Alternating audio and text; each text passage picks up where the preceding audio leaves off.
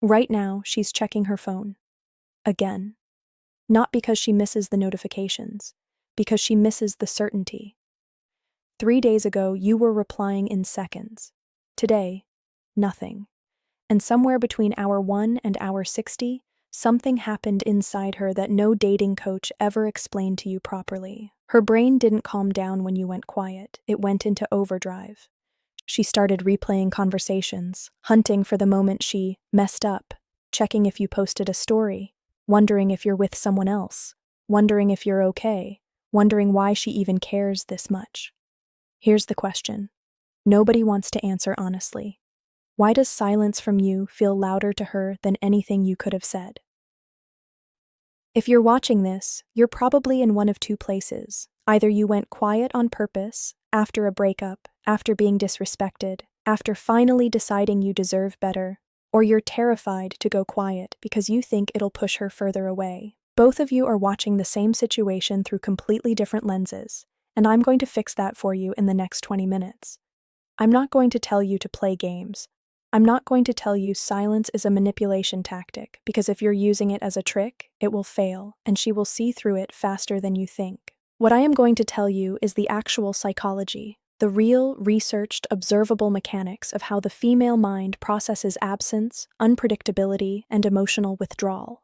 Because once you understand what's happening in her head during silence, you'll never approach it the same reckless, anxious way again. Here's my promise to you. By the end of this video, you will understand exactly why silence creates more emotional activity in a woman's mind than constant attention ever could.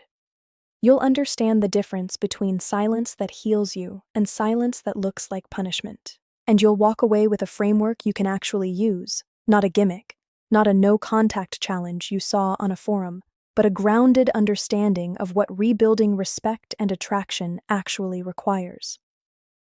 Let me plant two things in your mind right now, because I'm going to come back to them. First, there is a specific psychological reason why a woman will often reach out more during a period of silence than she ever did while you were constantly available.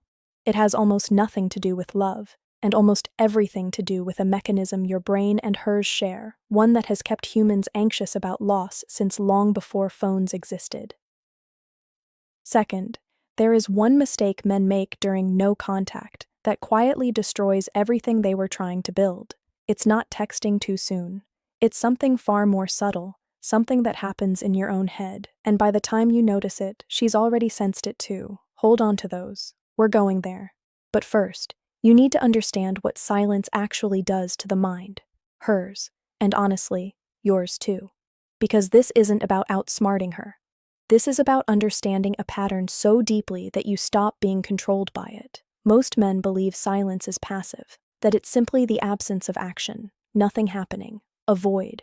That belief is wrong, and it's costing men relationships every single day. Silence is not absence. Silence is information, and the human brain, especially a brain wired for connection and social bonding, cannot stand an information gap. It will fill that gap with something. If you don't give her a reason for your silence, she will invent one. And here's the uncomfortable part. The reason she invents is almost never neutral. This connects to something psychologists call the Zeigarnik effect. Our minds hold onto unfinished business far more intensely than resolved business. A conversation that ends cleanly gets filed away.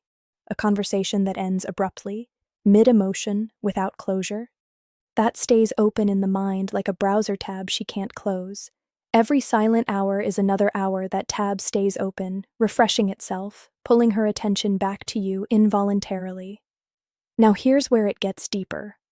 When you were constant, replying fast, available, predictable, her brain had you filed under known. Known doesn't demand attention. Known is safe, and safety, ironically, is boring to the primitive parts of the brain that scan for threat and change. The moment you go silent, you move from known to uncertain, and uncertainty is one of the most powerful attention hijackers the human mind has. This is the same mechanism behind why people check a phone that hasn't buzzed, why a partial answer haunts you more than a full one, why she will read your last message 11 times looking for a tone that isn't there. Let's make this real. Picture a woman named Maya. Her ex texted constantly for 4 months. Good morning, good night, checking in at lunch. Predictable, yes, but also emotionally cheap because it cost him nothing and required no restraint. Then, one day, after an argument, he stopped. Completely. No explanation, no dramatic exit message, just silence. Maya told her friends she didn't care. She told herself she didn't care. But 3 days in, she caught herself opening his contact just to look at the last message. Not to reply, just to look. Why? Because her mind wasn't processing his silence as him moving on. It was processing it as an unresolved thread, and unresolved threads generate anxiety, and anxiety demands resolution. This is the part most men never hear explained clearly. Her increased attention during silence is not proof she's falling deeper in love with you. It's her nervous system responding to an open loop. Confusing those two things is exactly how men misread the signals and either come back too soon and ruin the effect, or mistake anxious attention for genuine respect and repeat the same disrespected patterns that got them here. There's a second layer to this: ego protection and cognitive dissonance. If a woman deprioritized you, disrespected your time, or grew comfortable because you were always available, your sudden silence forces an uncomfortable internal question she has to answer. Wait, was I actually the priority, or was he? Nobody enjoys realizing they took someone for granted. That realization is uncomfortable enough that the mind will often chase resolution just to make the discomfort stop, sometimes by reaching out, sometimes by rationalizing, sometimes by spiraling into overthinking that has nothing to do with logic and everything to do with unfinished emotional business. So no, your silence isn't a trick. It isn't manipulation. It's simply removing the constant stream of reassurance that let her stop reflecting. And once reflection starts, it doesn't stop on command. But here's the twist almost nobody talks about, and this is where most men blow it completely. Understanding the psychology is only half the equation. What you do with the silence determines whether it heals you and rebuilds respect, or quietly rots into resentment that sabotages everything. Here's exactly how to handle it. Step 1. Silence with a purpose, not silence as a weapon. The action is simple. Go quiet and stay quiet, without announcing it, without explaining it, without turning it into a performance. You don't send a taking space message. You just take the space. The psychology behind this is what we just covered. You're removing yourself as a known, constant variable and allowing the open loop to do its work naturally. Anything you say to frame the silence collapses the effect, because now it's not silence anymore. It's a statement, and statements can be argued with, mocked, or ignored. The common mistake here is men who go silent but check her social media every hour, like her posts from a second account, or have a friend casually mention how well he's doing. That's not silence. That's a performance of silence, and women can smell performance from a mile away because it still centers her as the audience. Real silence means you stop performing for her entirely, even secretly. Step 2. Fill the space with actual change, not distraction. The action is to use this time to genuinely rebuild your discipline, your physical health, your emotional regulation, your friendships, your purpose. Not as a strategy to win her back, but because a version of you that needed her constant reassurance to feel stable is exactly the version that got taken for granted in the first place. Here's why this matters psychologically. Women are extraordinarily good at detecting incongruence. The gap between what a man says about himself and what his energy actually communicates. If you come back after silence still carrying the same anxious, approval-seeking energy, she'll sense it within the first 30 seconds, no matter how confident your words sound. But if the silence genuinely changed your internal state, your posture, your certainty, the way you occupy space, that registers on a level words can't fake. The common mistake: men who spend the silent period doom-scrolling her profile, rehearsing arguments in the shower, and calling it healing, while their nervous system stays exactly as anxious and reactive as day one. That's not healing, that's marinating. Step 3. When you do re-engage, lead, don't explain. The action here is that if and when contact resumes, you don't open with justification, apology essays, or a breakdown of your feelings during the silence. You open grounded, light, and unbothered, like a man who took space because he needed it, not because he was punishing anyone. The psychology, over-explaining silence retroactively frames it as manipulation, and the moment she perceives manipulation, every ounce of the respect you rebuilt evaporates instantly. Silence that requires a justification afterward was never really about growth. It was a strategy, and strategies get resented once discovered. The common mistake: the 3-paragraph text explaining why I needed space and what I learned about myself. Nobody reads that as growth. They read it as anxiety with better vocabulary. Step 4. Know the difference between space and abandonment.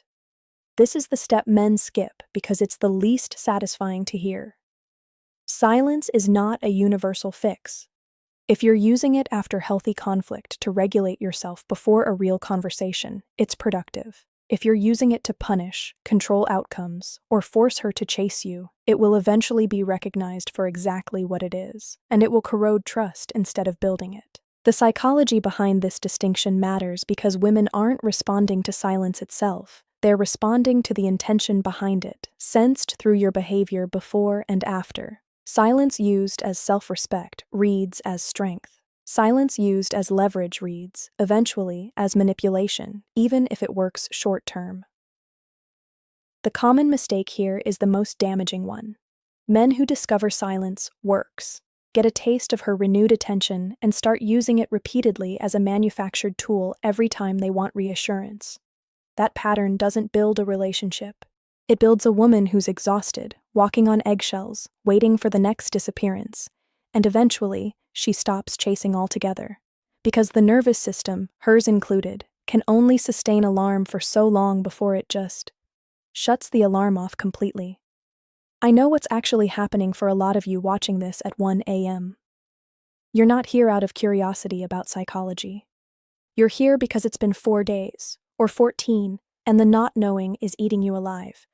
You've reread the last conversation more times than you'd ever admit out loud. You've typed a message and deleted it, typed it again, deleted it again. I want to talk to that version of you directly for a second. The anxiety you're feeling right now is not a sign that you're doing something wrong. It's a sign that you're doing something unfamiliar. Your mind is used to resolving tension immediately, texting back, apologizing first, over-explaining, doing anything to make the discomfort stop right now. Sitting in silence, on purpose, without collapsing into old patterns, is one of the hardest forms of self-discipline there is, precisely because nothing about it feels rewarded in the moment. But here's the reframe I need you to actually hear, not just nod along to. Every hour you sit in that silence without breaking it out of anxiety is not wasted time. It's evidence, to yourself, not to her, that you can tolerate discomfort without immediately needing someone else to soothe it for you. That capacity is not a dating tactic. That's the actual foundation every psychologically secure relationship is built on. A person who can regulate themselves in silence will always, eventually, be more attractive than a person who needs constant reassurance to feel okay. Not because silence is seductive, but because self-regulation is rare, and rarity commands respect. So stop measuring this time by whether she texts back. That's the wrong metric, and it always was. Measure it by whether you're becoming someone who doesn't need her to text back in order to feel like a whole person. That shift, from waiting for her to fill the gap, to filling the gap yourself, is the entire game. It's not about her mind going crazy anymore. It's about yours finally going quiet. Here's the truth. Almost nobody says out loud in this space. If she comes back, she should be coming back to a man who genuinely changed, not a man who executed a clever silent strategy and is now waiting to drop the act. And if she doesn't come back, then everything you built in that silence, the discipline, the regulation, the version of you that didn't beg, still belongs to you. It doesn't disappear just because the outcome wasn't the one you wanted. That's the part that actually makes this worth doing. Silence was never about making her chase you. It was always about you finally learning to sit still, in discomfort, without needing to be rescued from it. That's not weakness. That's the quietest form of strength there is. If this hit something in you tonight, don't just scroll past it. Hit subscribe, because I'm going to keep breaking down exactly what's happening in her mind. No fluff, no games, just the real psychology. And tell me in the comments, are you the one who went silent, or the one waiting for someone to text back? I read every single one.